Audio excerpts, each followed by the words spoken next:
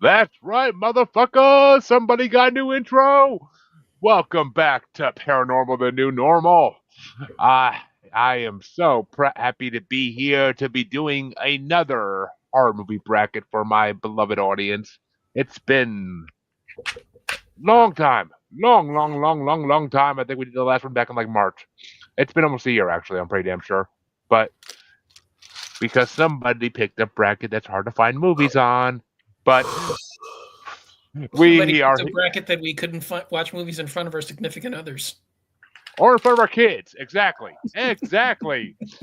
But Yeah, I picked a bracket having no idea what it pertained. I just thought the title sounded cool, and then once he sent me the movies, I was kind of like, "Oh, good well, lord, what the fuck did I do?"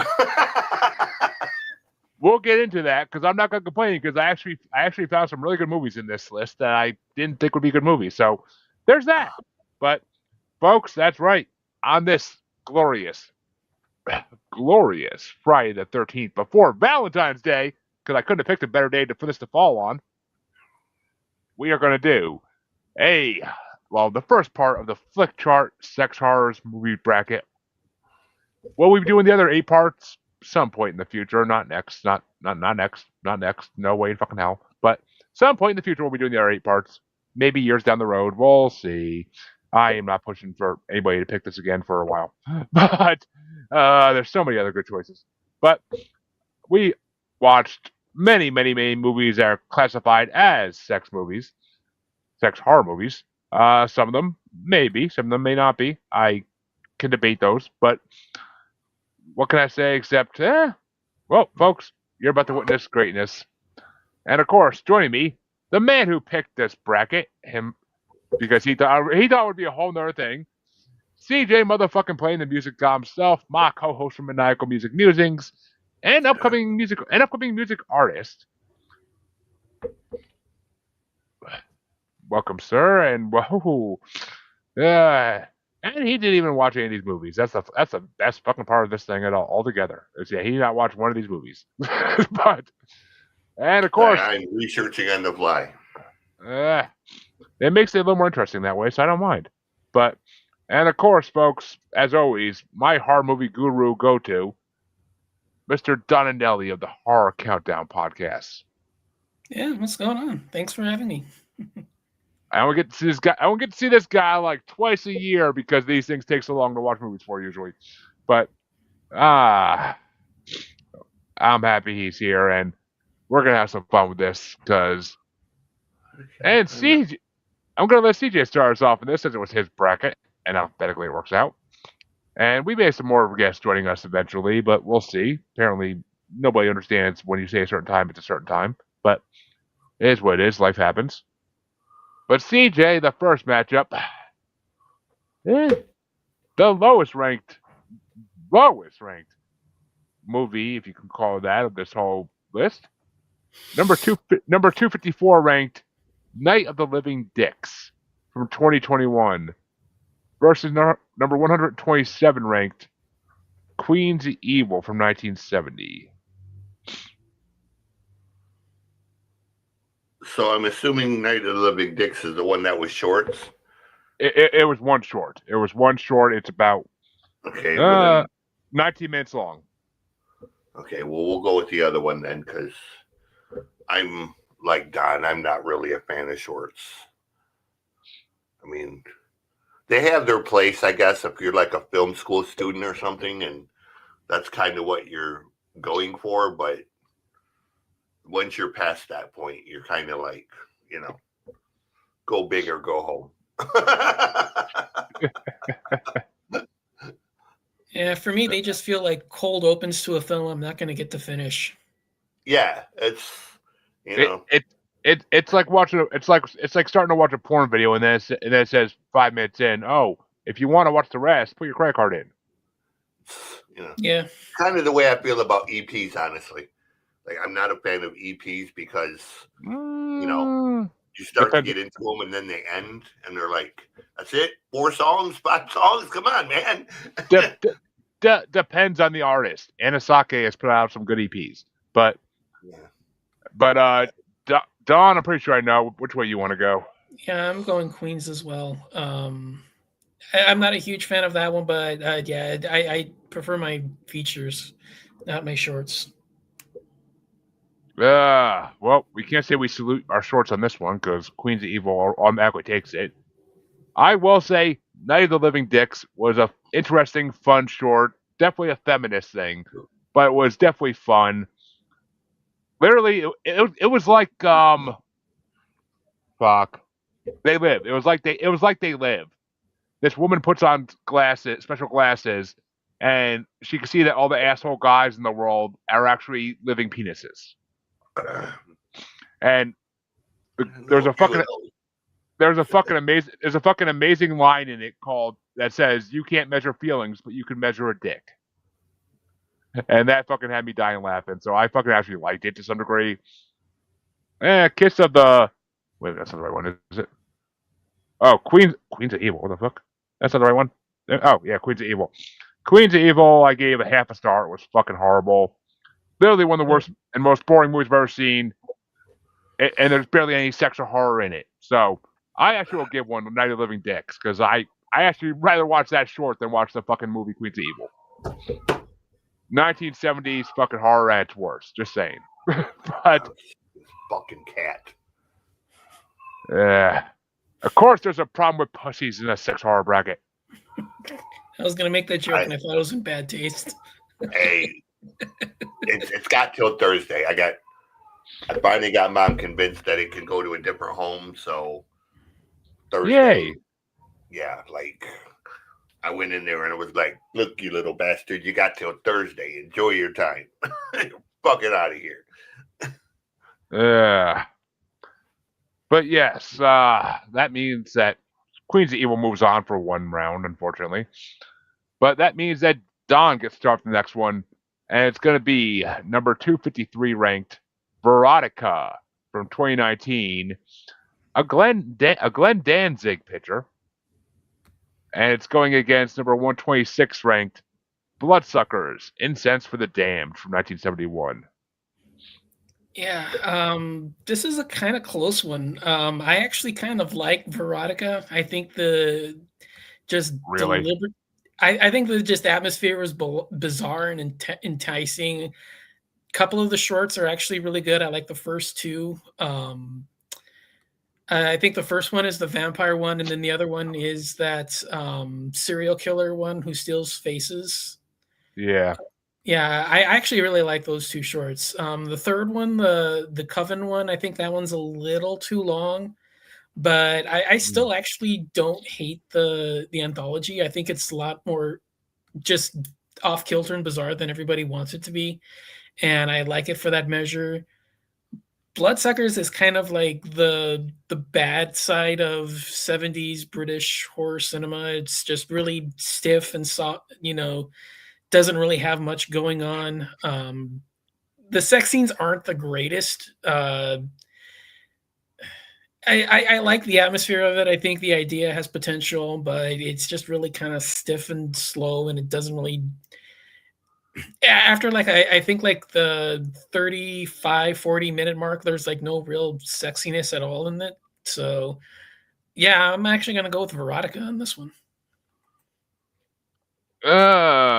I I know. I don't think it's high yard, but I love the sheer shittiness and schlockiness of it. Hey, Nikki, what's going on? I gave Veronica 2 stars.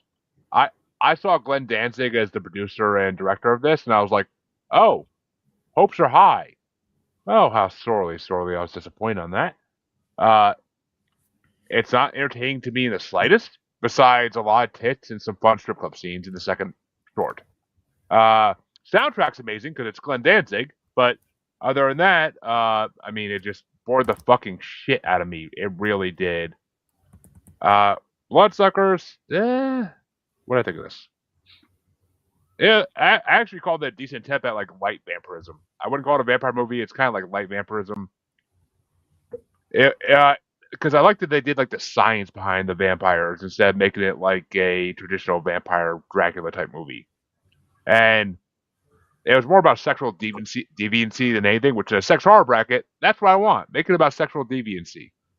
Because if I'm not mistaken, that's the one where they go to Greece looking for their friend who started partying. Yeah, Yeah, it's okay. cool. I actually enjoyed that movie to some degree because the science and the collegiate effort behind it was actually decent. So I'm gonna give it to Bloodsuckers. I prefer that movie a little bit better. It got 1 star more than Veronica did. It's not. I want to see Lori's fucking horror movie, man, because it's got to be better than Glenn Danzig's. It's got to be better than Glenn Danzig's. God, I don't even like Danzig, but Jesus Christ, you would think a rock star would make a better horror movie. Yeah, but But there's Rob Zombies, so it's not like there's a high bar. hey, Rob Zombie's Halloween's a better Halloween. Don't get me started on that again. Don't get me started on that again. But I know, looking fun. but CJ, you're the tiebreaker. Which way you want to go, man?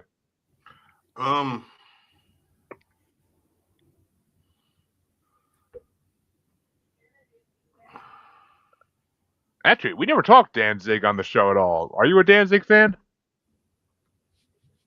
Kind of, somewhat. A couple of his records are tolerable. A couple I could kind of go without. Not somebody I would like intentionally put the record on, but also not somebody that I would like run to the stereo to shut it off if they put it on. So, I mean, it depends on the songs more than anything. Yeah. Ironically enough, he's kind of in that same category as Rob Zombie. Like, I would never intentionally listen to it on my own, but like if it came on at a party or something, I'm not gonna like try to like turn the stereo off or anything like that, Or berate anybody for choosing to listen to it. I've done that. Yeah. How dare you insult Dracula? Oh, I'm not talking about Rob Zombie. I'm just saying I've done that in the past where I've berated the host for putting something on.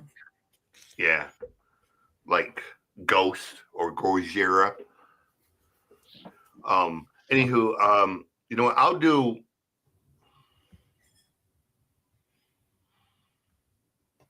Looking at these, I'll do the Bloodsuckers one because the cover looks kind of decent, and I might actually have to. It has some of the worst fight scenes in horror movies, but that's just 70s horror movies. They have horrible fight scenes. So, but I mean, the storyline was actually decent. I enjoyed the storyline, and that was one of the big things I liked about it as well. And I will say this: if you are hunting out for it, if you find a film called Incense for the Damned, it's the same thing. So if you're looking on like Tubi, I think they show it under Bloodsuckers, but I think on other services they may call it Incense of the Damned. So if you see that, it's the same movie. It's on Tubi. It's on Plex. It's easy enough to find. Yeah. But I'm just saying, I've seen it. It did have a secondary title that you may overlook. I think I watched that damn movie at 5:30 in the morning one day when I got my kid up for school. I was sitting there at 5:30 in the morning drinking my coffee, watching it, and it was a good morning movie. It's not like most horror movies where I want to watch them at night, but that was actually a good morning horror movie. I love Plex. Plex has got so much like stuff like this on it that is just off the wall and weird and rare. Tubi does too. Tubi's freaking amazing, the amount of crap they have on there for free. But especially older horror. But that means I get to start the next one. Oh, I got pains on these. Next one is going to be number 252 ranked Violation from 2020 versus number 125 ranked Frankenstein 80 from 1972. And Violation was one of the first movies I watched for this. And, I read the description. I had some fucking high hopes. I ended up giving it 1.5 stars because it was just. And they even put a content warning in the beginning, like, trigger warning: this film has sexual assault. So I was like, okay, this might be a good movie. I was so fucking wrong. It literally is one of the most boring movies I ever watched. You see the one blonde girl's tit for like 5 seconds, and that's it. And then you have to watch an erect guy sit tied to a chair for 5 minutes and look at his erect dick for 5 minutes. I'm like, why? Why? Show me the girl for 5 minutes, not the guy. Like, what the fuck? Like, it was literally the most boring movie ever. But Frankenstein 80, I also gave 1.5 stars because it was just horrible. It was a nice pair of tits, and that was it. The movie quality was shit, and the storyline is just lazy with literally like the most boring dialogue I ever heard in my life. Like this, it was basically just about a Frankenstein monster that wants to have sex, which great. Frankenstein's Lust, I love it. But out of these two, I'll vote for my female listeners though and give it to Violation because it is a good female redemption movie because she gets her fucking revenge. So I'll vote for Violation for that because I do love a good female redemption story in these horror movies. But Jesus Christ, what a shitty matchup movies. That's all I can say. But CJ, which way you want to go? I have seen Frankenstein 80 actually many years ago. I'll go with that one. I remember that one because the monster's name was Mosaic. Mosaico, yeah. Was it Mosaico? Yeah, something like that. So I mean, honestly, it's the most realistic Frankenstein's monster story ever because you create a man from dead body parts. And there's going to be one part that's going to come back to life eventually, and they're going to want to use it, so it makes sense. And they never really cover that in the Bride of Frankenstein. So, but which way you want to go, Don? It's tied up at the moment.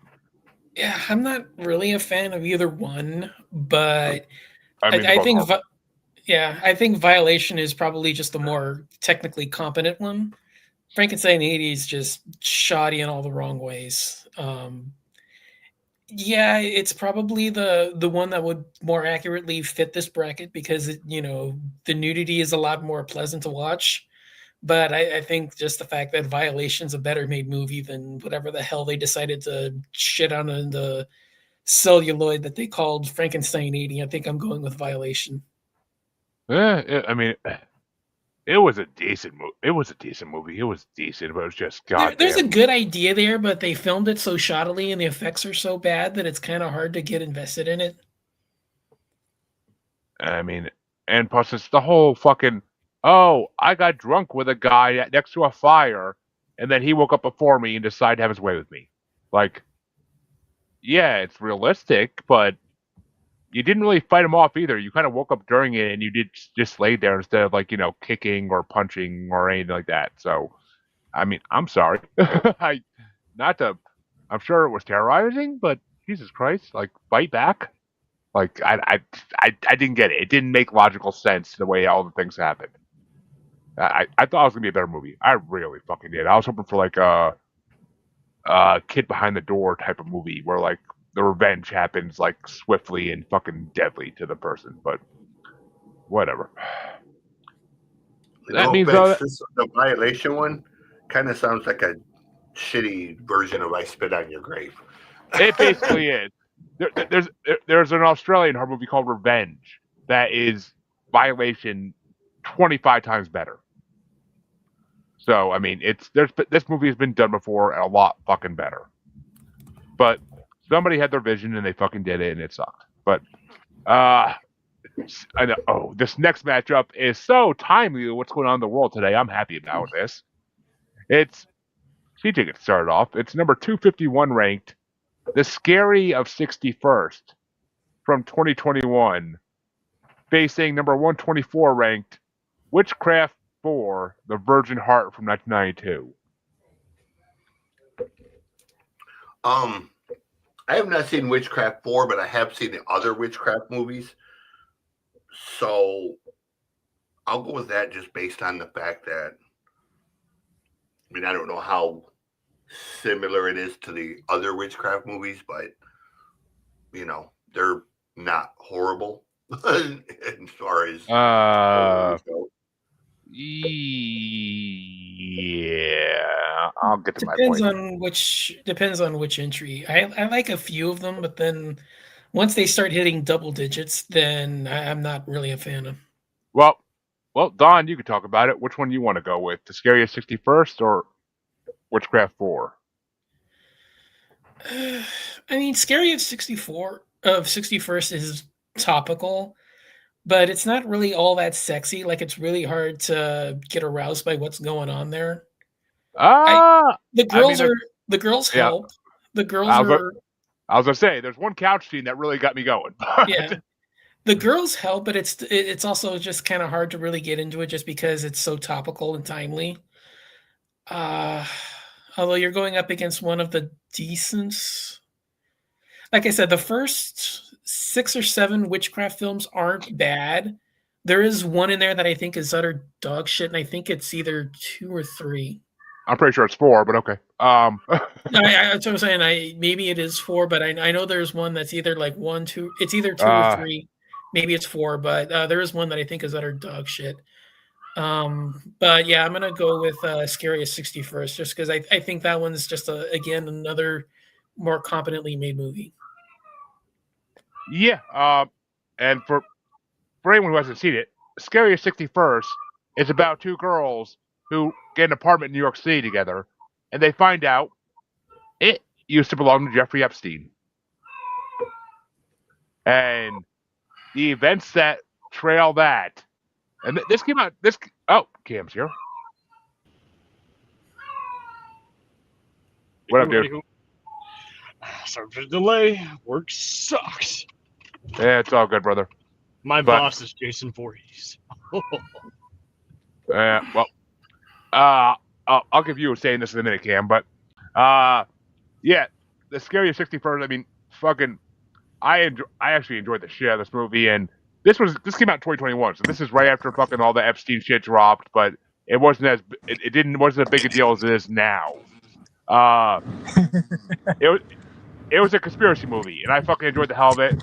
There were some fun sex scenes, but the characters did annoy me a lot of the time. Like the 2 girls trying to investigate everything kind of annoyed the fuck out of me for a lot of the movie. And the fact that they're just fucking popping pills and trying to investigate shit, thinking they're clear-minded.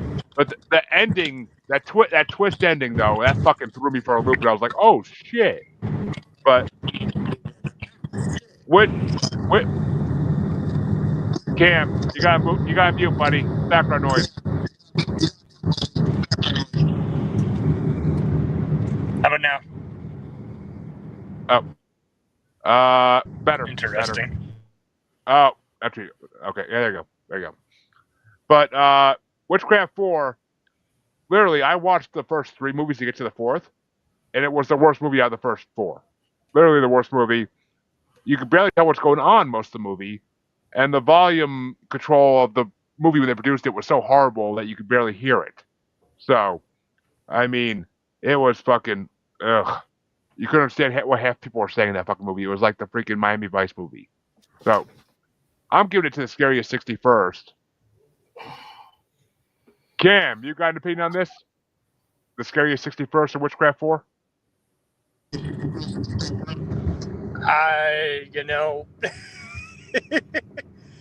I don't think any of these movies have good production values, even by a full moon and Dekuntu standards, but they are kind of so bad they're good kind of curiosities. Yeah. So definitely watch with bad movie friends. You got a choice or not, though, dude?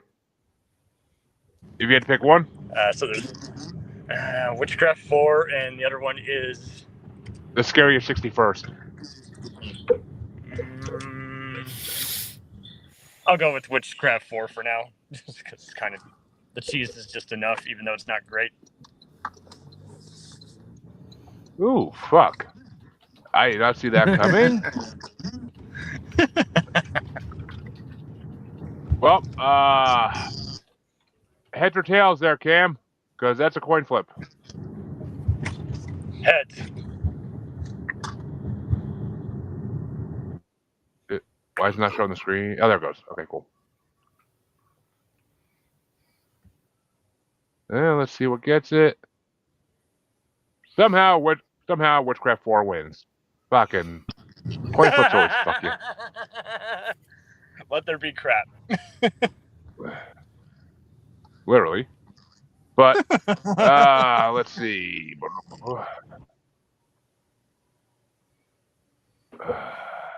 Coin flip generator always fucking grows my computer so bad. What the hell, dude? There we go. Work. Come on. Why does it want to freeze up? Stop doing this. There we go. There we go. And 1, 2, 3. All right. Well, Cam, you could actually start this one since you missed all the other ones so far. It's gonna be number 250 ranked Amityville. Dude, mute while I'm talking. That shit is annoying as shit in the background while I'm talking. Number 250 ranked Amityville Vibrator from 2020, or number 123 ranked Sex, Demons, and Death from 1975. All right, now you can mute him. God. So I wasn't able to see the other one in time. I've seen the trailer for Amityville Vibrator. I feel like this is a question of which one sucks more. Oh, God.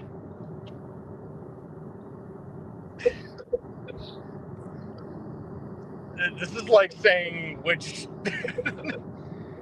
crappy fast food place do I want to eat at. I don't.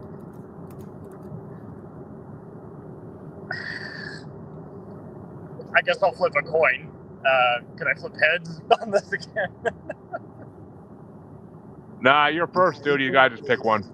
Okay, I haven't seen either, so I'm just going with what I think sounds best. I guess Amityville Vibrator is memorable in its terribleness, so I guess I'll go with that one.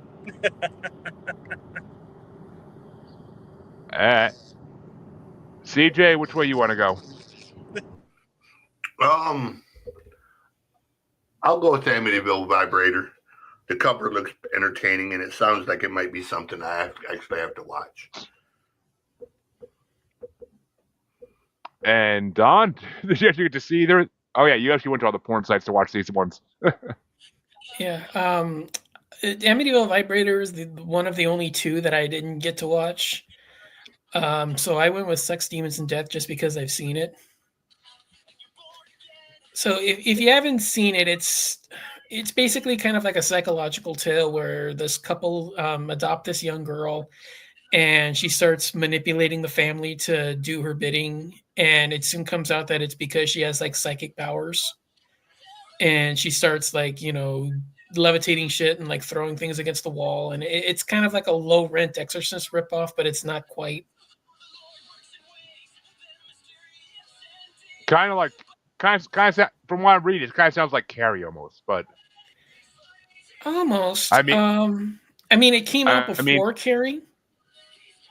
Yeah, well, like a couple years, yeah. Yeah. I'm pretty sure Stephen King wrote the book already, but yeah. I mean, I didn't see either of these because Sex, Demons, and Death I couldn't find anywhere. And I am not watching a podcast review to fucking sit through an hour of a podcast review to listen to about a movie. I'm good, but I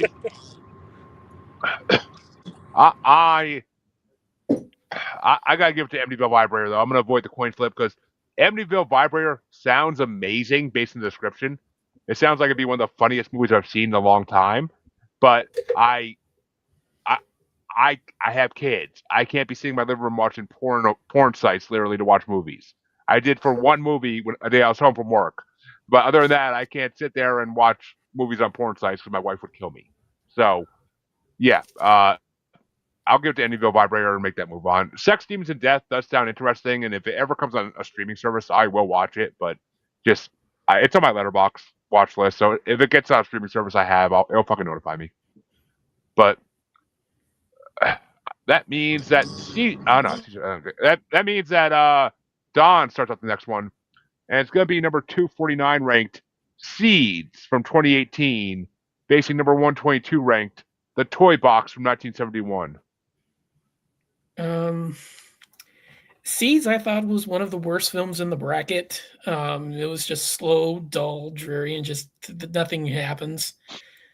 Toy Box is a one-note film that it does really well, and for this kind of a bracket, I like that it does that one thing really well, which is show a bunch of people naked for quite flimsy reasons. So, yeah, I'm going with Toy Box for this one. Yeah. Well, Toy Box I couldn't watch because the only way you could watch it is by literally buying the DVD from Amazon, and I wasn't spending $20-something on that fucking movie. No way in hell. I don't buy movies from Amazon physically. if I gotta buy them if I gotta rent them for $3, that's one thing. But I'm not buying them. Seeds, yeah, you're right. Seeds, I had to look at the description to remember it, but God, it was fucking horrible. I gave it 2.5 stars, and I literally said it's such a boring movie, and I literally had next to no idea what was going on in it in the storyline. The only good part of it was a beautiful naked Asian woman, which kind of gives it one good thing. But so I guess I Wasn't gotta the give whole to thing though Seeds built around the fact that she is that he was a pedophile though? Because it was implicated that she was like 16 or 17, wasn't it? Yeah, I mean it was, but it's a horror movie. I mean, so, I know the I actress wasn't. I I know the actress wasn't, but yeah. Yeah, I mean, wasn't she like his niece or something? Along those lines. Niece, adopted daughter. Something like that. Wasn't very clear, and I wasn't really paying attention.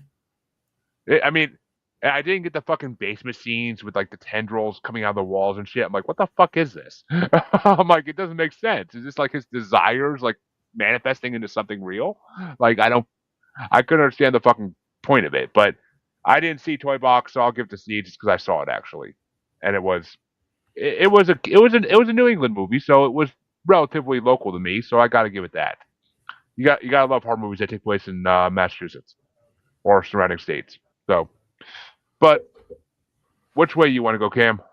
I'm gonna go with the Toy Box as well, guys, because like you say, it's just like I had trouble finding the other movie, and every review I found on it was like not much of anything consequential happened. And Toy Box is just kind of one of those zany cult films where you're just like, you could definitely have a wacky, cheesy movie night party.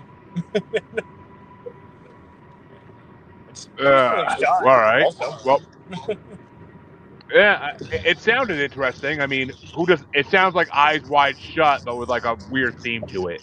But that's kind of where I would go with it. Only, like I said, it's more like a horror film than Eyes Wide Shut. Yeah, it's kind of. Yeah. That's not a bad pairing. I wouldn't. Go ahead. And I gotta ask, what do you think about the theory that Eyes Wide Shut, like that Stanley Kubrick died right after that movie was made? When like everything going on now, like everybody's saying like him making that movie was like him trying to tell people like what really goes on. I can see that, but it feels a little too early to be doing like something like that where you're trying to out somebody. Like back then, it wouldn't have been. Like I said, the whole thing is kind of weird, and I'm not really like sure of like a lot of the timelines. It feels like it would have been a little early to start playing like that kind of a thing where you're trying to blow up this massive thing underground. Because wasn't the first thing like the late 2000s? Like no, it was like Michael Jackson invited Macaulay Culkin to Neverland in the 90s to get him away from that. See, I wasn't aware of that. I first became aware of him in like the late. No, I'm saying I first became aware of him in like the late 2000s when he was captured. Oh, yeah. I'm saying like something in the late 90s, like when Eyes Wide Shut would have came out. To me, it feels like it would have been a little early to start, pulling that kind of a card out and, uncovering this huge, massive conspiracy. I agree with Don. Like, I think because it was before a lot of the Weinstein and Epstein stuff, it was probably just a different kind of hidden evil, some other kind of unethical person, maybe more of a Hefner type, Maybe, somebody who's known to have freaky parties that went too far. Yeah, maybe. I mean, I'd have to look into it more. I'm not one to just dismiss something. For me, it just feels more like the late 90s seems like way too early to start blowing something like this up when you didn't start hearing about it until the late 2000s, like a decade later. I mean, I know like everything kind of it takes a while to get going, to like start blowing the lid off of everything. But to me, for the way I view things, the late 90s just feels like a real early time because he filmed this before. It came out in yeah. 99, but he filmed it before, so it still feels like it would have been like a little early to blow something like that off. And then nobody recognized it for what, a decade later when we finally caught him. I To me, mean, that's just the way it works. I'm open to be changed, but as of now, that's just the way it feels for me. Don't you love how? Go ahead. No, go ahead, Cam. Okay. Well, don't you love how Kubrick's daughter denies what he was covering, and then she later joined Scientology? Yeah, I mean that's a whole nother thing. But I don't know. I mean, Pizzagate was in the '90s too, so who knows? I mean, like I'd say Kubrick he spent may most have of been his ahead. career trying to blow up Hollywood. Like, Well, he was literally known as being one of the hardest directors in Hollywood to work with because he was so mean and belligerent and I'm saying, the whole thing about Shining being the proof of admission for him to directing the moon landing. Yeah. I mean, I haven't heard that one, but that makes sense actually to some degree. Yeah, I've heard. But that's what I'm saying. I buy that one a little bit more than I buy Eyes Wide Shut trying to blow the lid off the Epstein thing. It feels a little weird to start blow it up at that early stage, but you prove me wrong, I guess. I mean, it's mysterious the fact that he died shortly after, but it's. He was almost. I don't know. He was in ill health when he shot the thing. Everybody always says that he was, not in the best shape when he made it. Yeah, true. I mean, it's true, but well, CJ, which way you want to go in this? We gonna have a tiebreaker, or are we gonna have a winner? I'm going with lost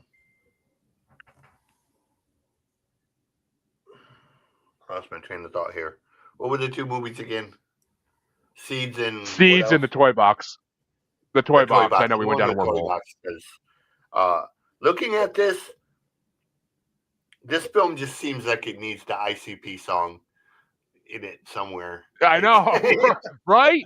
I'm looking at this picture and reading the thing, and I'm like, this is just screaming for this song to be put in here somewhere. So, they should do a 2020 remake. He's going to throw it to the Toy Box. They should do a 2020's remake of it and just put that as a theme song. But I'm sorry, the other one just seems like it would be a Stephen King movie, and I hate Stephen King, so. I didn't think of that, but that's actually a fucking accurate description of what it basically is a Stephen King movie where things don't make sense. But that means I start off the next one. And okay, I did not see either of these actually, but I'll start. Actually, it's gonna be easy for me to pick a winner. But it's 248 ranked Crimson Dance from 2016 versus number 121 ranked Dangerous Seductress from 1992. Crimson Dance, I haven't seen either of these. I probably could have seen Crimson Dance if I looked hard enough, but it's a 4-minute strip scene basically where a woman's stripping on stage with blood on her. That's what it is basically, and that's all it is. Dangerous Seductress is a Japanese movie, Indonesian movie, where a woman is beaten by her boyfriend and flees to her sister who works as a fashion model in Indonesia, and she finds a magic book and makes a deal with a witch. That sounds like a lot more interesting than a 4-minute short. So I'll give to Dangerous Seductress because it sounds better.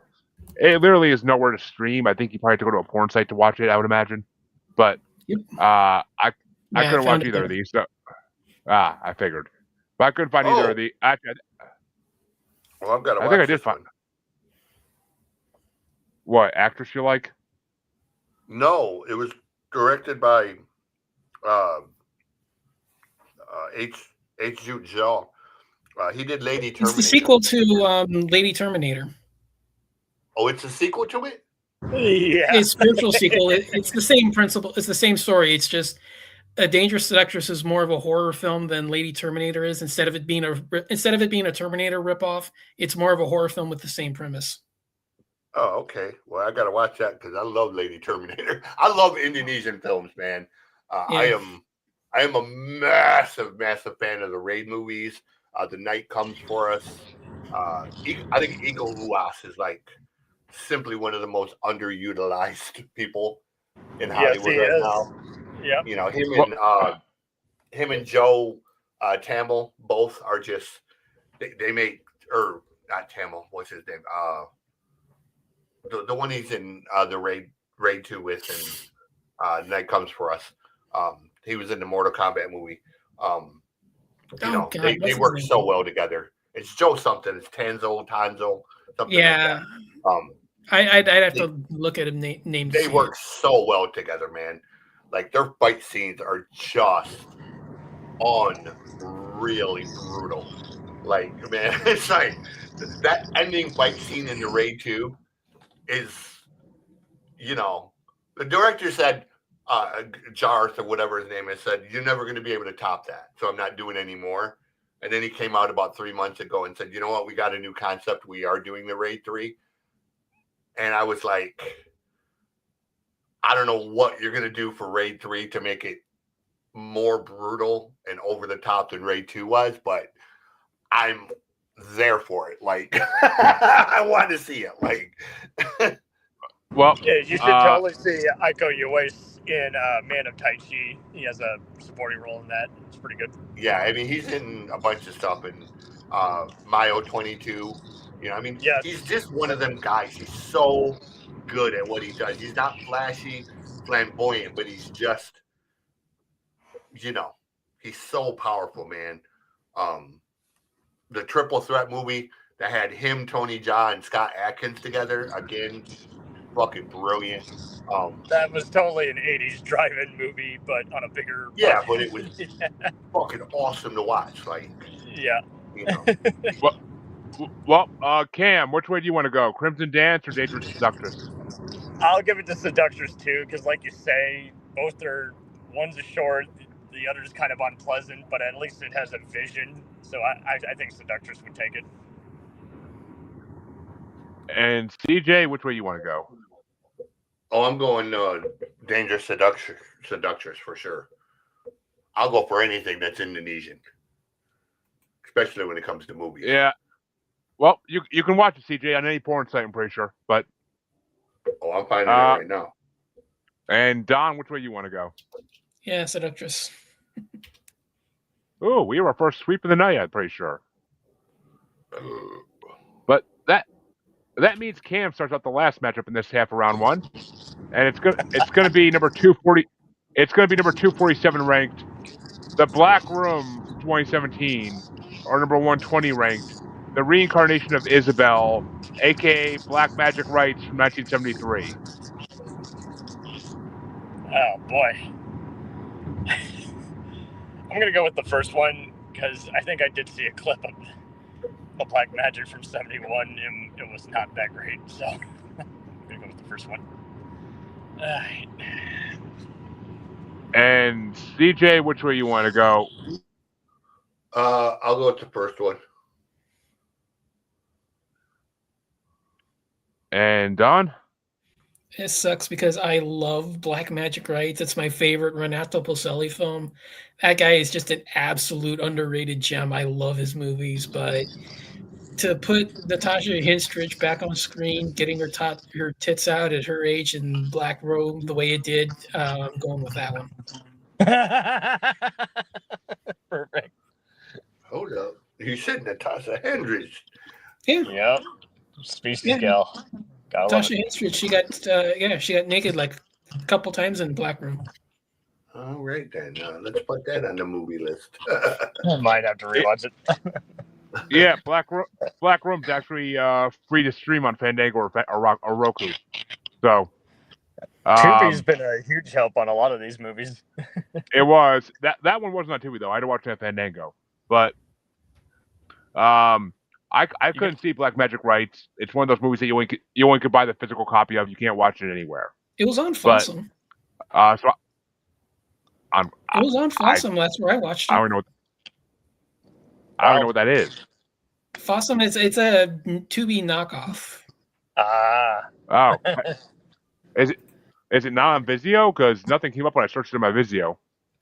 I found an app on my Kindle. I was searching for Tubi and it showed up. I was trying to put. I got a new Kindle a couple months ago, and I was trying to put my Tubi app on there, and that popped up as like one of the recommended apps, and I looked at it and I was like, "Ooh, okay, so it's a Tubi knockoff." So I saw it through there. Maybe it's a Kindle only. Maybe it's a Kindle only thing. I don't know. But I mean, if it's on a Kindle, Black then I would imagine that it. I'm saying if it's on a Kindle, it should be available in more places. Maybe. Well, I mean, we're gonna have another sweep because I'm giving it to Black Room too. Because Black Room was amazing. It was a really good movie with a great sexual storyline and some great fucking nudity.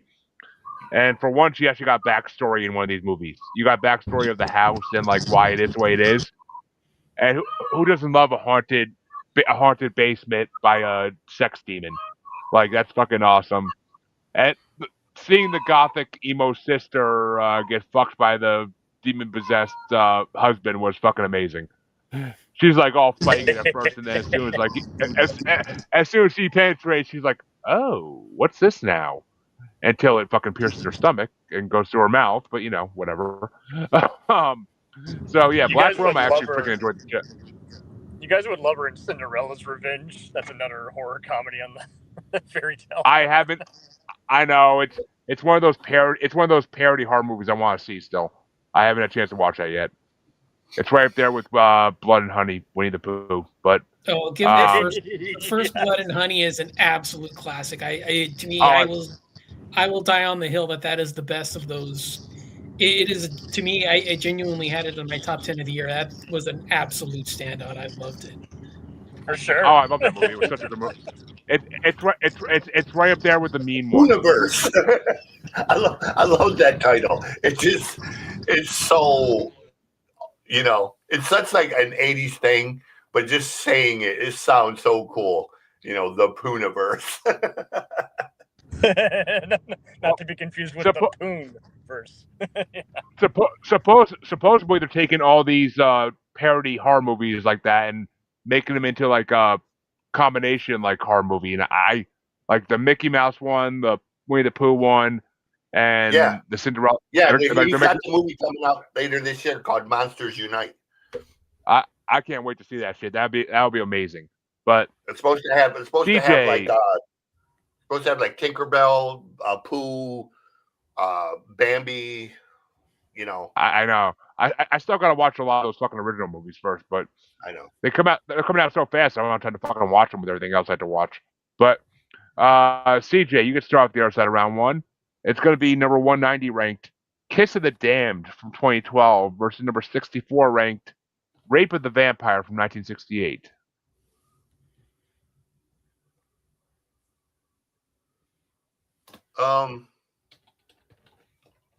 Let's go with the first one because I can't imagine a movie from 1968 is going to be all that sexy, to be honest.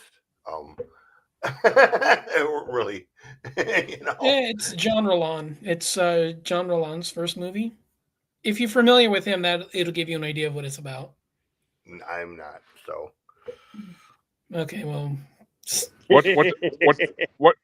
What's a big movie he's done? Shiver of the Vampires, Fascination, Living.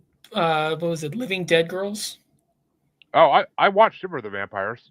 Oh, okay. Half of his movies on Letterboxd are blurred out. Well, the covers are blurred out, so I'm guessing they have naked women on them. But probably, yeah. He did do half of his catalog is porn, half of his catalog is horror films. He did porn to pay for the horror films. So, well, there you go. But which way you want to go, Don? Guess you got to rape Peter to pay Paul. Yeah. Rape of the Vampires isn't a bad movie. I enjoy it, but it's structured oddly in that it's a 2-film anthology where the first film is a 30-minute short that he had originally wanted to make, but then he couldn't get enough backing for it to finance it. So he cobbled together extra outtakes and hired his. I think he hired either his girlfriend or he hired somebody in his family to be extras in this movie, and he shot them over like the course of like 2 or 3 weekends to fill out the second half of the story. So the first half of the film is the first half of the film is about this village that welcomes in this stranger who turns out to be the incarnation of this vampire from like centuries earlier, and the villagers try to track her down and kill her. And then the second half involves the aftermath of what went on. So it's kind of he presents it as an anthology, but it's really not.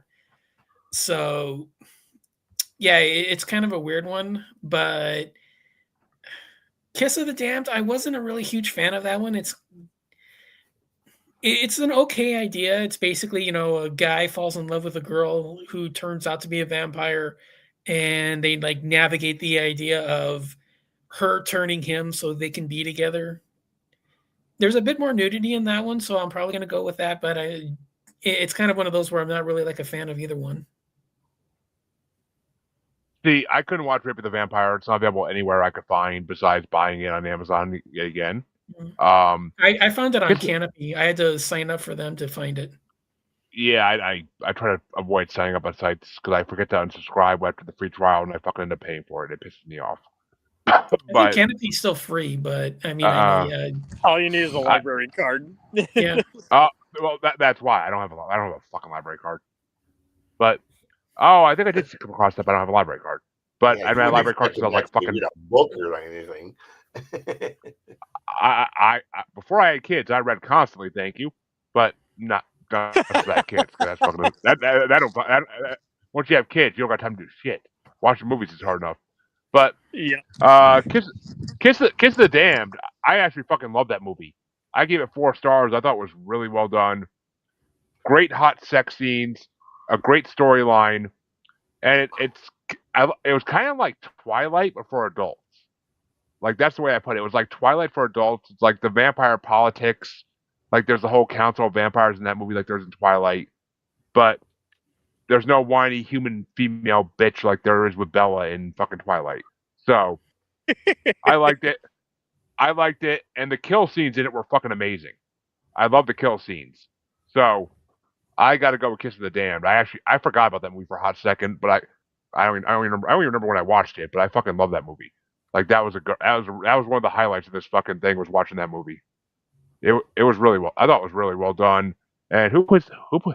Oh, it's Milo Ventimiglia from fucking Heroes and This Is Us. I fucking love him. Like the fact that he plays like the human lover is fucking amazing. Like, and the woman and Michael Rappaport. Michael Rappaport as his agent was great. I love Michael Rappaport and everything. Oh, it's got Michael Rappaport in it. Yep. Yeah. Good actor. He has a kind of a bad ending. He's a bad ending in the movie, but he's in it. But I mean, Milo sold me in that movie, and then I never heard of the woman who plays the vampire, Josephine De La Baum. He's running for mayor in New York, and that shit's gonna be fucking hilarious. But I mean, it was a hot female lead, and it was Milo playing and Milo. This was actually like Heroes, post Heroes Milo. So I'll fucking go for that shit any day. Wasn't it done by one of the Cronenbergs or Argentos, if I remember? It was directed by Zan Cassavetes. I never heard of her. That's what it was. Yeah, for the John Cassavetes family. Okay, that's why it was artistic. But it was well done. It was like the adult Twilight to me. But which way do you want to go, Cam? Finish us up in this. I think we're all kind of on the same page. While Rape of the Vampire or Grave of the Vampire, depending on the country, is a interesting morbid curiosity as a unfinished anthology movie. I do think Kiss of the Damned is just kind of it doesn't hit me as hard as like Only Lovers Left Alive, but it, like you said, it does everything that the other emo teen vamp movies do poorly, and it does it well, and then it still kind of leaves you. I feel like if I rewatch it more times, there's going to be a lot for me to cling on to. But as it stands now, it's kind of just better produced movie and just intriguing enough. And it's fucking Milo. I fucking love Milo. He's one of my favorite actors. So, yep. I mean, honestly, watching him as Jack and This Is Us is what I lead to be as a father. He's one of the best fathers ever in that show. So he's come a long way. Yep. Oh, he definitely has. But that means that the next matchup gets started off by Don, and it's going to be two movies I haven't seen at all. It's going to what? You skipped me twice, bro. Oh, Yeah, okay. I think he missed. Yeah, well, no. He's... I didn't skip you the first time. You went, and then Cam showed up, so I let him go, and then I went to Don. Oh, okay. I didn't skip you. You went before. Yes, you.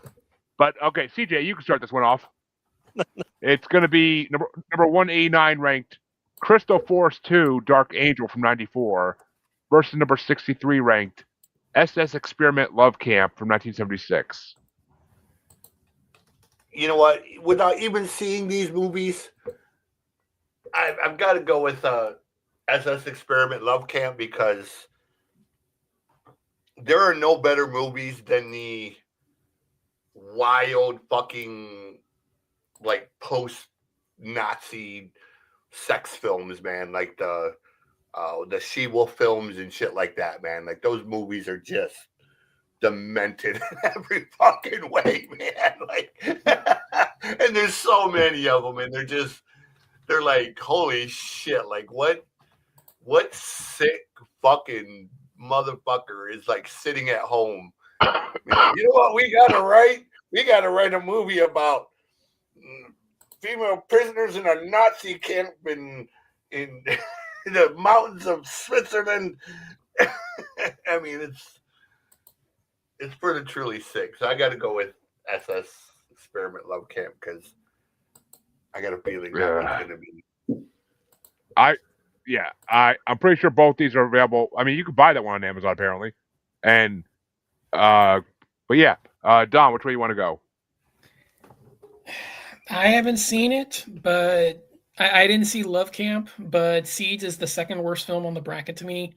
So by virtue of the fact that it's Crystal Force 2, not Seeds.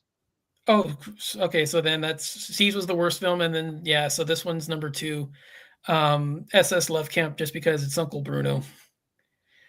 I fucking love Bruno Mattei movies, so yeah, I'm going with that one just on pure default. Because Crystal Force 2 is just absolute dog shit. Oh, it's Sergio Garone, yeah. Well, I couldn't watch either of these, but I watched the first Crystal Force movie and I was bored to fucking shit. So this one's worse. I couldn't imagine being better. I couldn't imagine anything that person makes being better. The first one was horrible, and you could barely hear what they were saying the whole movie. It was like Needful Things, but shitty. So I gotta. I mean, Essex. I have a whole bracket made up of female prisoner movies. Like it's literally like a multiple part bracket. This one is Sergio Garone, so he did a bunch of the like early Django movies and. I thought Bruno. This was one of like the 20 Bruno did. No, it's a Sergio Garone movie. Oh, well, he's not bad. I don't mind it. Yeah, he did Django the Bastard, A Noose for Django, If You Want to Live, Shoot. Oh, that's him? God, I love that movie. That one's awesome. Yeah, he's like one of my. Yeah, that's one of the best underrated spaghetti westerns. Director, but he's really good. So I got a feeling this one is probably pretty watchable. Cam, which way you want to go? Yeah, so this is like which asshole dog, do I want to babysit more? Yeah. I can do a women in prison movie, but when Nazis get involved, I just can't, man. It's just too much for me. But I am with you. It's like Bruno Mattei varies, where sometimes he's disinterested, and other times it's a crazy apeshit movie. But like you guys are saying, the Crystal Force movies are really fucking boring. So where do I land? I guess because I would be more likely to teach Crystal Force in a how not to make a movie film school, I'm going to choose that one. I would struggle to get through the other one. All right. Which means that I tell you Don. what. Oh, go ahead. Sorry. Which means Don starts off. Don starts off the next one, and then this matchup is actually interesting. It's going to be number 188 ranked, The Human Centipede 2 full sequence from 2011 versus number 62 ranked Singapore Sling from 1990. Wow, that's a hell of a combo. I mean, are any of those actually sexy? No. Singapore Sling. I actually looked that up. I have seen that one. That is a black and white Greek movie. It is really weird. It's like it's kind of hard to. More of a mental mind fuck than it is sexy. I was gonna say neither of these. Both. I watched both of these. Both of these are weird fucking movies. Yeah. Dude, I came across one the other day. I was looking shit up, and I don't know why I actually sat and watched it after reading the description, but I watched Forced Entry from 1973 with Harry Reeves. What a great name. Holy shit. I'm sure that's in here somewhere. Actually, I'm going to search it right now, see if it's in here somewhere. Dude, it's about a goddamn ex-Vietnam vet who goes on a killing spree, becomes a serial killer, and then it's one of the movies, dude, you got to see, and you'll just sit there like, what in the fuck? It's a porn movie.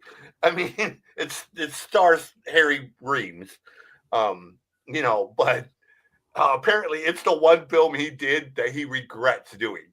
Like he said, it's the one movie he just, and after watching it, I was like, yeah, I get why you did not like doing that movie. That movie was it wasn't bad, but like it will leave mental scars watching it, bro. Like it was a fucking just a nasty, violent, unnecessary movie. Like, holy shit, it was over the top. Yeah, standards, huh?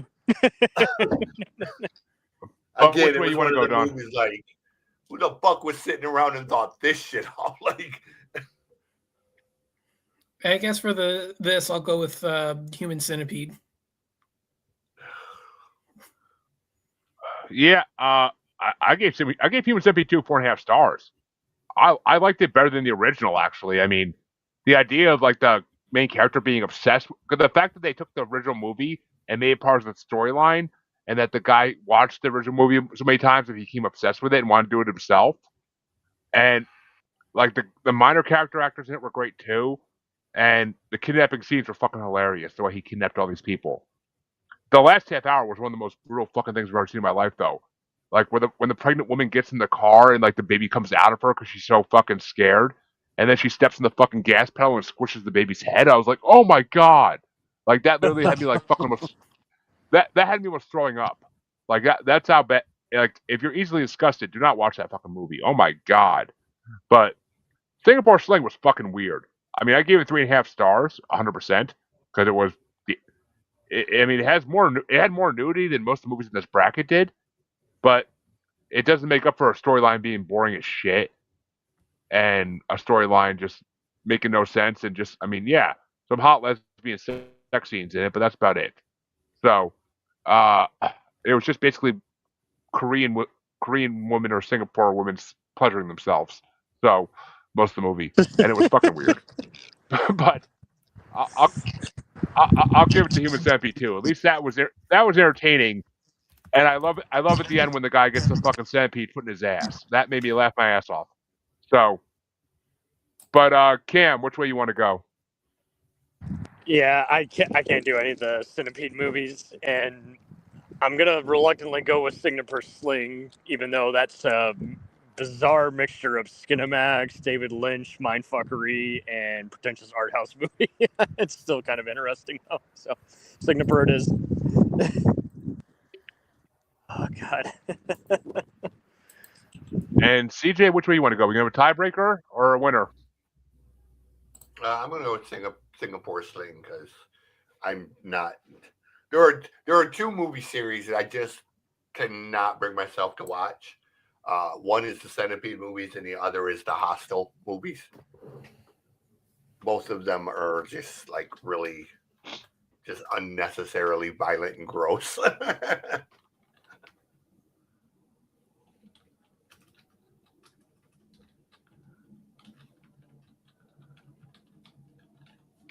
What's the other one? Hostel. The Hostel movies. I fucking love the Hostel movies. They're unnecessarily violent and gross. Heads or tails for I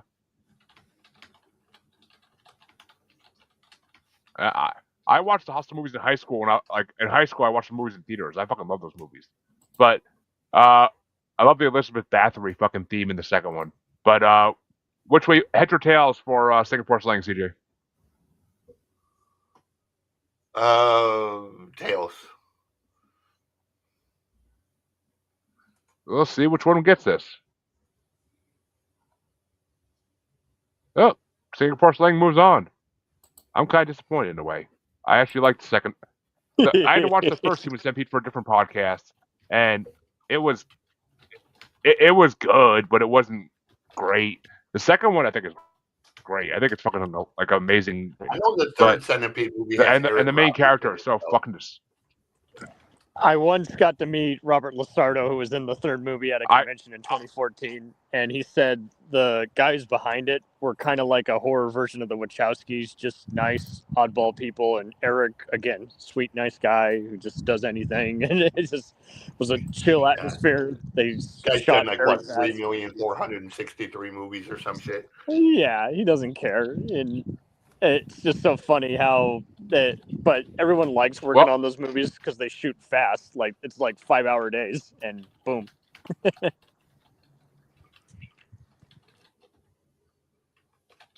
Well, that means that I get to start the next one, and it's going to be. Oh, actually, this is the one porno movie I saw. It's number 187 ranked, An Erotic Werewolf in London from 2006, versus number 61 ranked, Jennifer from 2005. Erotic Werewolf in London is a porn movie. I gave it 2.5 stars, and I said, great lesbian sex scenes, but that's basically all it is lesbian sex scenes. Jennifer is a Master of Horrors episode done by Dario Argento, which is fucking. I give it 4.5 stars. It's definitely the type of girl you put a bag over her head, 100%. I agree with him doing that. The rest of her body was fucking incredible though, and the storyline kept you interested the whole fucking hour. But I want a backstory of how she got like that, or if she was born like that. Like I wanted like the full, but I wanted the whole story, and I like the full circle moment at the end. But I'm gonna give it to Jennifer because that was actually well done, put together, and it's fucking Argento. Argento is always a fucking good time. But Cam, which way you want to go? I'm with you. I'm a big Masters of Horror, Masters of Sci-Fi, Fear Itself fan. So that's not my favorite episode, but it's still very taut. It really makes up for its lack of backstory with its just grisly nature and morbid curiosity. And again, Argento is he kind of just he gives you permission to just go into just morbid material, and it's just like, yeah, I'm down. I know you're gonna have a very cool plot twist. Yeah, I mean, I love when the sun comes out when he sees the girl. He's like, Well, she's got nice tits. After she's eating like their fucking cat and shit. But CJ, which way you want to go? You know what? We'll go with the Jennifer one because you know it's always fun to be able to make a Butterface reference. Every day, Oh. Butterface. This is the truest example of a butterface, and I mean, with that fucking with that annoying ass cat you got in your house, you can use one of her. But Oh boy. Don, which way you want to go? Yeah, I'm going with Jennifer. Probably my favorite of season 1. Not my favorite overall, but I'd say it's at least number. It's in the top 3, I think, of the whole project. Which for the 3 of us who actually will have a chance to win the wheel today to pick the next bracket, there is a Master of Horrors bracket. I have all the episodes in a bracket, so that is an option. And it would actually be a fast one to get through, probably. But Sounds like a plan. this next, but there's a lot of options. I've been adding options. And I have options that I actually have options I haven't even added yet. So, but the next matchup is going to get started off by Cam, and it's going to be number 186 ranked Live Animals from 2008 versus number 60 ranked Lorna the Exorcist from 1974. I think I did see part of Lord of the Exorcist, much like Maggie and some of those other Exorcist knockoffs, mixed in with other creature features and porn. So I'm gonna go with that one just because it is batshit insanity. And CJ? As a dedication to my mother, I heard about this film multiple times from her because it was a movie with her exact name, and apparently in high school or at some point after high school, her friends insisted she watch it. So we're going with Lorna the Exorcist because while I've never seen it, I have heard about this movie for most of my life, and I know it's a French movie, which is generally pretty decent. Well, good luck finding it unless you're going to buy it. But which way you want to go, Don? Oh, Lorna. Jess Franco at his best. Lena Romay, 1970s Bush. How can you go wrong? Live Animals doesn't even really have much use here. There's only like one scene with nudity. So, yeah, Jess Franco in one of these contests against a film that doesn't have much use for it. This is a no contest.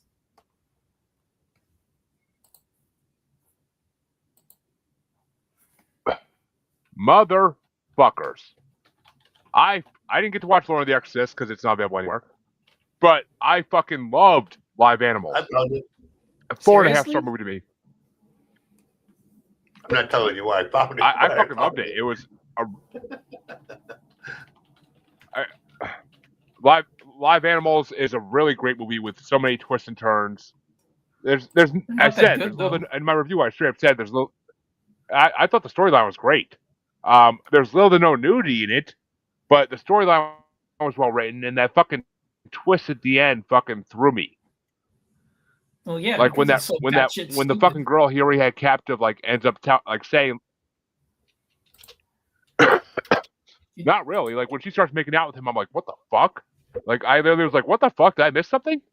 And like, I thought it was a really good movie, and it was brutal. I mean, I actually talked about it on a podcast I was on back in October for like my podcasters group in New England. Like I was on a podcast talking about horror movies, and I was talking about this bracket. I talked about that one, and I'm like, it's so real though. Like they straight up box up a girl and have a buyer ship her off to like Europe. Like that's insane. Like it's so realistic. Like realistic horror is what fucking gets me. So the fact that this shit really happened is what fucking gets me. So like Live Animals, I fucking loved. I'll give my vote to that. Not that it makes a fucking difference, but Hey, fair enough. DJ gets to start off the next one. CJ gets to start off the next one, and I don't know if I did watch one of these, but it's going to be number 185 ranked, The Witch's Sabbath from 1988, also known as La Visión del Saba, versus number 59 ranked, Exorcism from 1975. Go with Exorcism.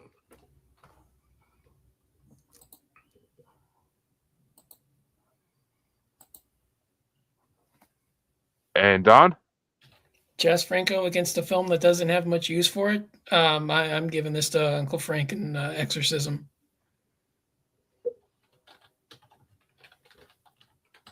Yeah, The Witch's Sabbath I couldn't find to watch anywhere. You could apparently only buy it on Amazon. It looked like an interesting movie that was actually like well done. And I mean, it's a fucking it's Bellocchio. But Exorcism. I remember. Yeah, it had about the priest who. It's about the priest. Yeah. I mean, Exorcism had a good storyline, great nudity, but it was horrible acting. The acting was just fucking garbage. And there was enough 70s, there was enough 70s bush in this movie to satisfy anyone's desires or needs. The death scenes were horribly shot, but I mean, the bush sold it. So I'll go with Exorcism as well, making it move on. But which way would you have gone, Cam? I wasn't able to find either one. The first one looked like an interesting. It wasn't Mario Baba, but it looked like that kind of movie. But Exorcism, I think I would have more fun with. So I think it's going to sweep the leg. I think it's according to Letterboxd, it's not available anywhere. So I either found it on YouTube for free, like somebody uploaded a free stream of it, or it was on some app I had to like sign up for a free trial on to watch. It's one of those two things, probably. Might be on YouTube. I found it on YouTube. A lot of old I found it on YouTube. Yeah, personally. a lot of old horror movies are on YouTube for free, but because someone uploaded them and they're not taking it down because no one gives a shit. But that means there's two matchups left in round one, and this one gets started off by Don, and it's going to be number 184 ranked 555 from 1988, or number 58 ranked The Shiver of the Vampires from 1971. Shiver of the Vampires. 70s Bush versus something that's not really that good. Yeah, I couldn't find 555 anywhere. I think it's one of those porn site movies. But I got a copy of it. I can upload it for you. Yeah, all right. I mean, that's what I'm saying. I got a digital file of it. A friend of mine gave it to me years ago, and I still have a copy of it. I can send it to you if you want it. All right, cool. I'd watch it. But Shiver of the Vampires, I gave it 2.5 stars. I thought the storyline was pointless and boring, and the camera work is shoddy at best, and the pacing is strange and confuses the shit out of you. But the nudity was the saving grace. So in a sex horror movie bracket, I'll give it to the nudity. So Shiver of the Vampires gets my vote. But which way you want to go, Cam? I'll go with Shiver reluctantly, but hey, it's a morbid curiosity. It's fun, kind of. So yeah. And CJ? So what do we got? Shiver and 555. Shiver of the Vampires. Okay, 71. 555. Go with Shiver of the Vampires, I guess. Oh, another sweep. Gotta love it. Which means we have our last matchup in round one. Get started off by me, and I only could watch one of these movies because the other one's on porn sites. And I didn't want to watch the first one even. So, but it's number 183 ranked Angel of Darkness 2 from 1995 versus the highest ranked movie in this part of the bracket, number 57 ranked Night of the Demon from 1980. And I couldn't watch Angel of Darkness 2 because Angel of Darkness 1 and 2 are only on porn sites, I'm pretty sure. But Night of the Demon is a Bigfoot movie. Which, this is a paranormal podcast. I love fucking Bigfoot. Well, okay, I don't love to fuck Bigfoot. I love Bigfoot. Just to put that out there. I'm not trying to say I have Bigfoot erotica shit going on. But Night of the Demon was a fucking amazing movie. I literally put my review 4.5 stars. Cross species breeding between human and Bigfoot, check. A guy getting his dick ripped off by Bigfoot, check. Horrible blood effects, check. Decent storyline, check. Weird ass shaped tits, check. A must watch. Night of the Demon.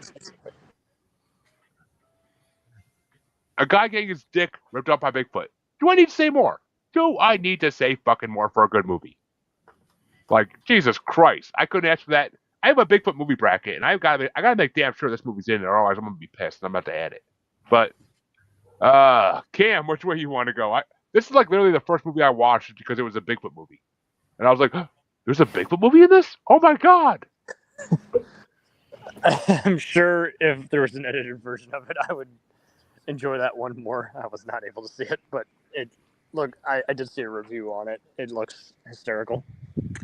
You can rent it on Amazon or at Fandango. So All right. We shall see. And there's a whole Bride of the Woods thing out there for the Bigfoot community of supposedly of women that get taken by Bigfoot to mate with him in the woods and they become basically his brides. It's been a thing forever in the paranormal community, and this movie just fucking makes it amazing. But there's another movie that Bobcat Goldthwait did. Bobcat Goldthwait did a movie, like a found footage movie, where it's basically the same thing. But DJ, which way you want to go? We'll go with whatever the Bigfoot movie is. That's different. Night of the Demon. You don't see a lot of Bigfoot movies.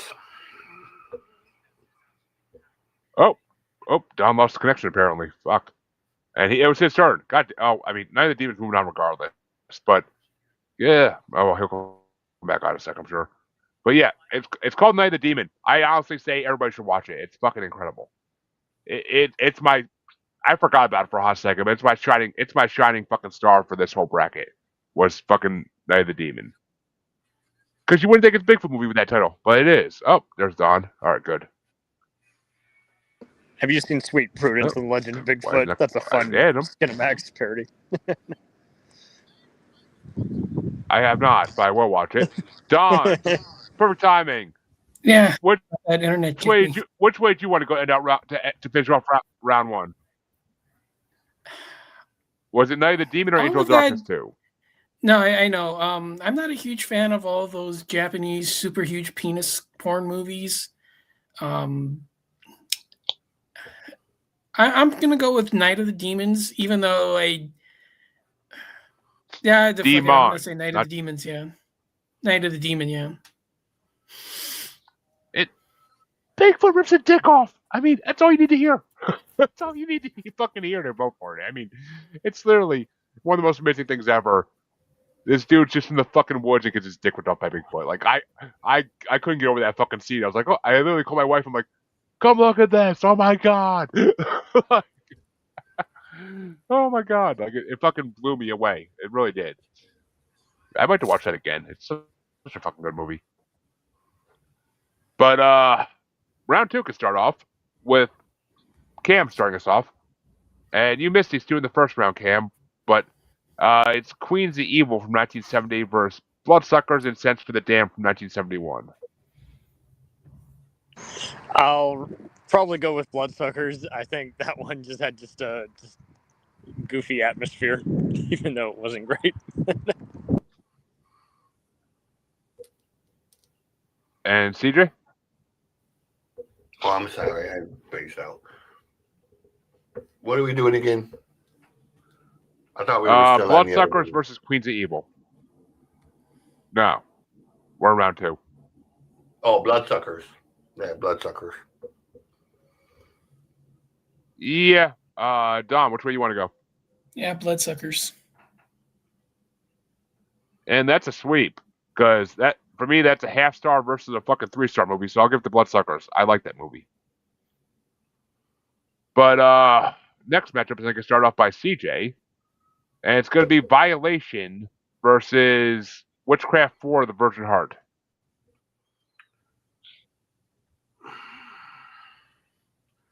I'm going with Witchcraft just because Violation didn't look that interesting.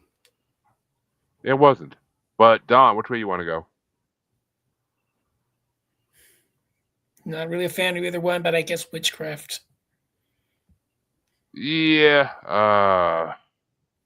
What I rate the Violation 1.5. Witchcraft 4. 1 star. All right, I gotta go Violation because I gave it a 0.5 star more. Witchcraft 4 was just fucking horrible. The first 3 were decent, but the first one was just fucking garbage. Which way you want to go, Cam?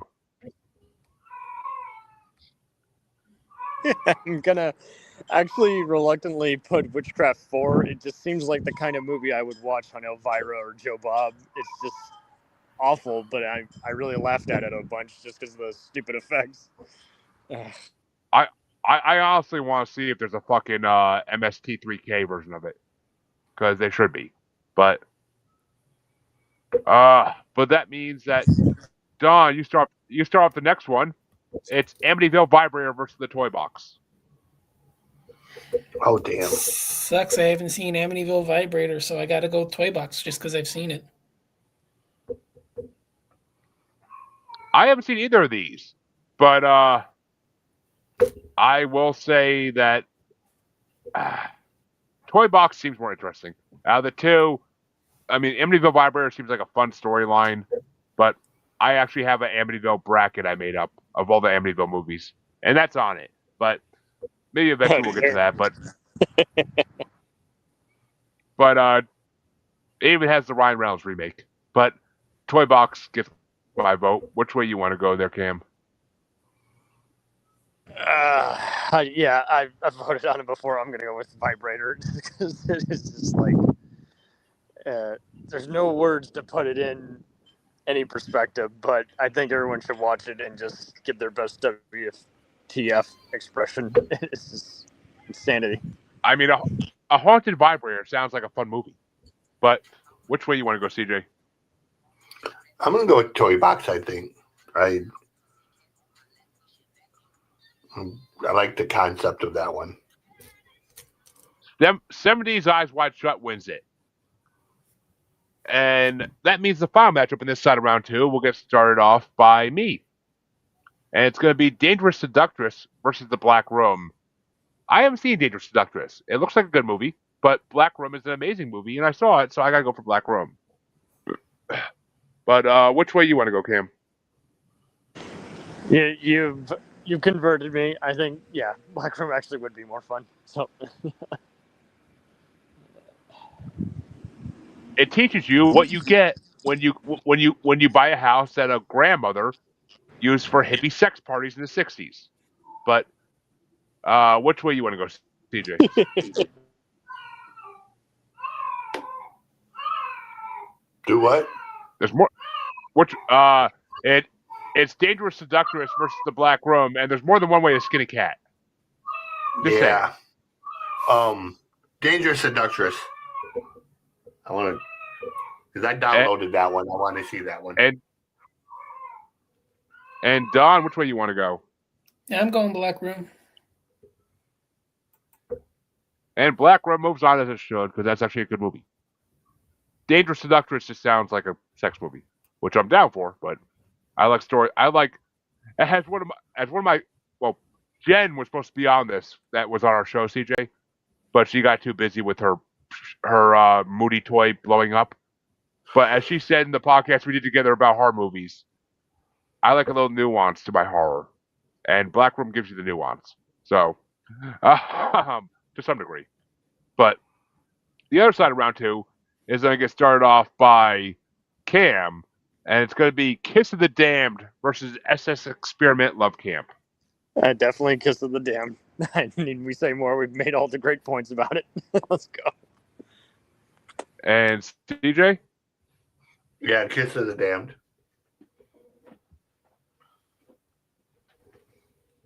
And Don? Kiss of the Damned. Yeah, that's a sweep. I really like that movie. That's one of the top 3 movies for my whole fucking in this whole bracket for me. Really, it was a damn good movie. Adult Twilight. I am fucking hashtagging that shit. Adult Twilight. But the next matchup gets started off by CJ. It's going to be Singapore Sling versus Jennifer.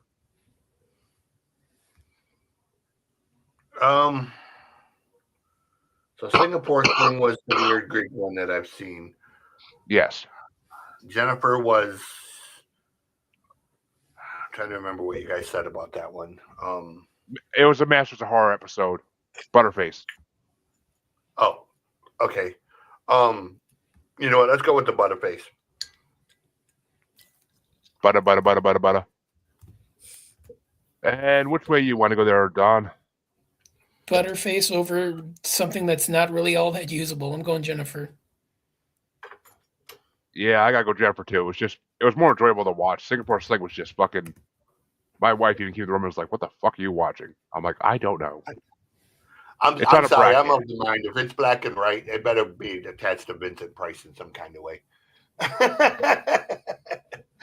You'd be surprised. You'd be surprised. Vincent Price only did like 3 black and white movies. It's got to go for Jennifer. But it just like it's that kind of style, I guess. Not him directly, but just that style that he did. And what you say, Cam? It's got to be Jennifer. Another sweep. Oh, the next round's gonna be hard. But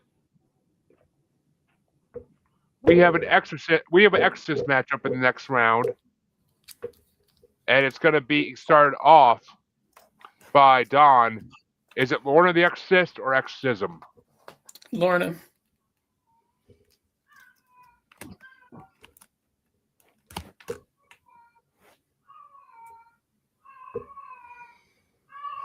All right. We got to put a little bit of rush on this. But I got to give it to Exorcism because I actually saw that. But which way do you want to go there, Cam?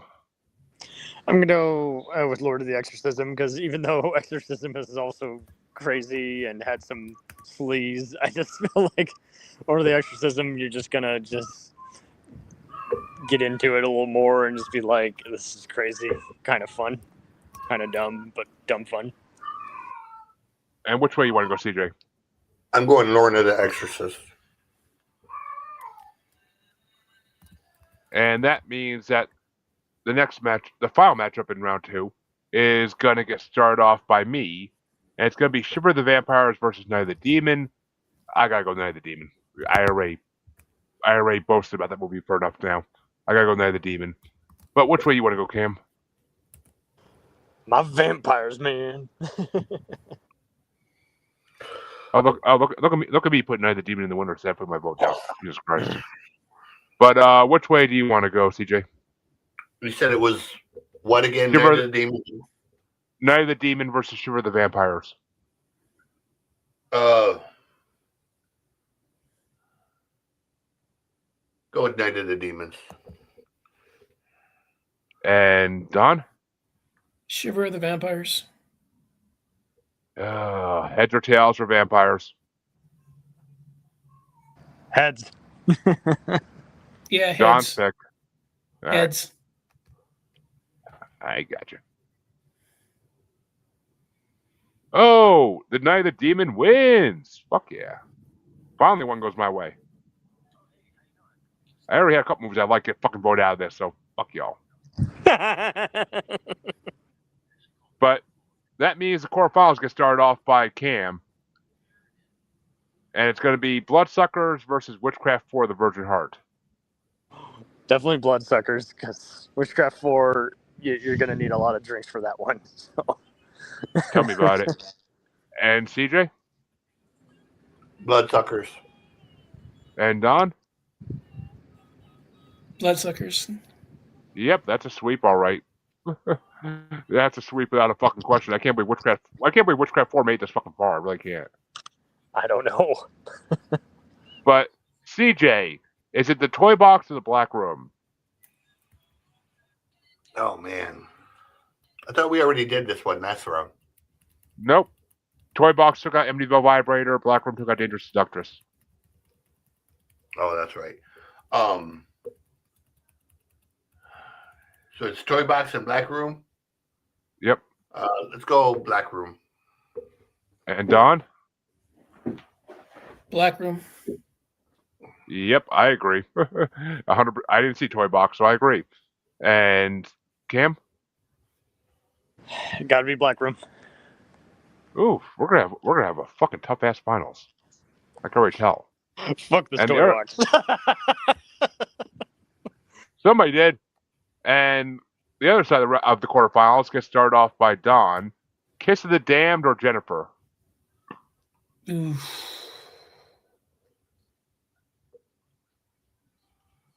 Jennifer.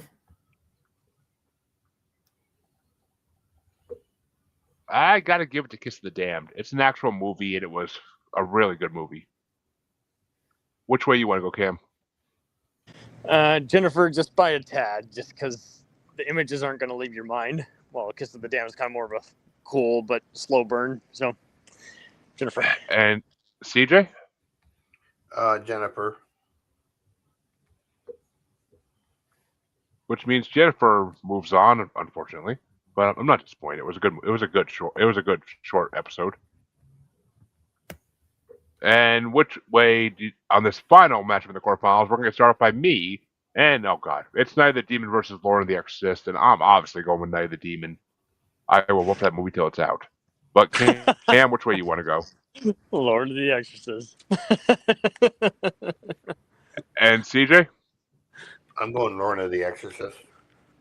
Oh, fucking it. And Don. Lorna. Not because I hate Night of the. Not because I hate. Not because I hated Lorna the Exorcist is just better at what we're trying to do here. I get it. I haven't seen it, but I get it. Which means the semifinals get started off by Cam, and it's Bloodsuckers versus the Black Room. Black Room sweeps the leg. And CJ? Black Room. And Don? Black Room. Yeah, I gotta agree. It's a better movie. Bloodsuckers isn't bad, but Black Room's more modern and has a better storyline. But the other side of the semifinals gets started off by CJ, and it's going to be Jennifer versus Lorna the Exorcist. Lorna the Exorcist. I swear to God, the movie I've never seen wins this, I'm going to be fucking pissed. But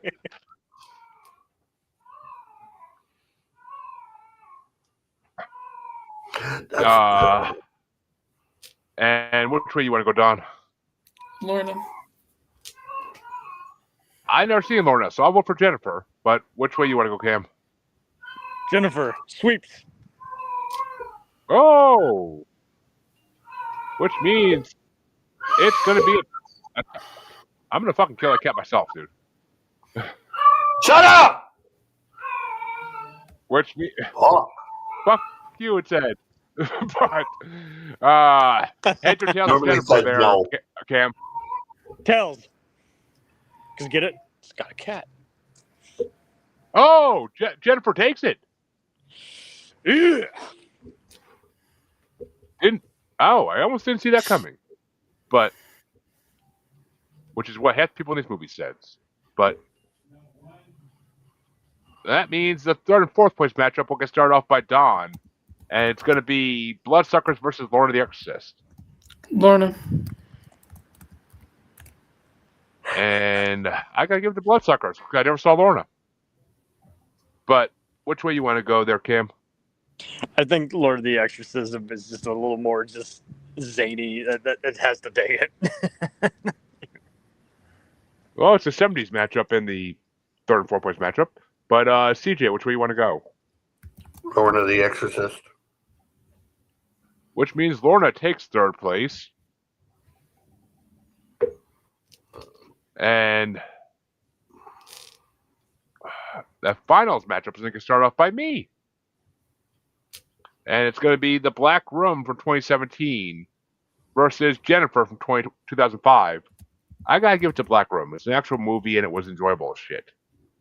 But which way you want to go, Cam? You know I love Black Room. And CJ? Black Room. And Black Room takes first place in this. But which way would you have gone, Don? Black Room. Which means, folks, our final four are number 126 ranked Bloodsuckers, Incense for the Damned from 1971 in fourth place. Number 60 ranked Lorna the Exorcist from 1974 in third place. In second place, number 61 ranked Jennifer from 2005, a Masters of Horrors episode. And in first place, number 247 ranked The Black Room from 2017. And that means that, folks, the sex horror bracket is officially, the first part's officially over. We'll get to the other 8 parts at some point in the future. I'm afraid If to you see look at my what this next letterbox, one.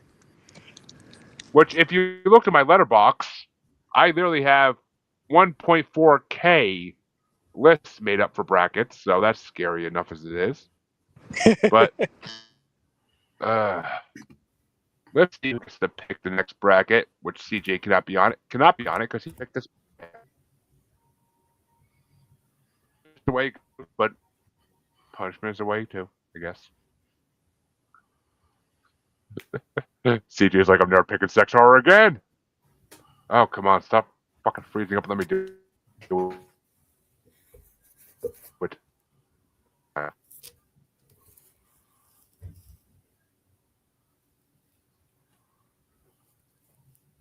Oh! I get to pick a fucking actual. I actually get to pick a bracket on my own fucking show for the first time ever. in two or three fucking.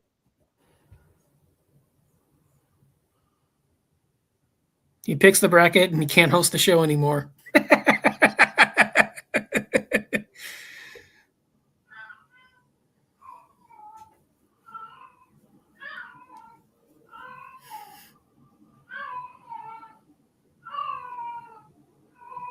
If I fucking went in, it kicks me out. I love it. I just made that joke.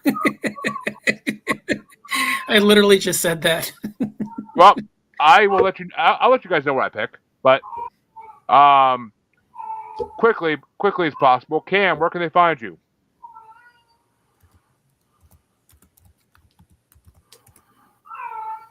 Unmute, Cam. Where can they find you? Cam, hello.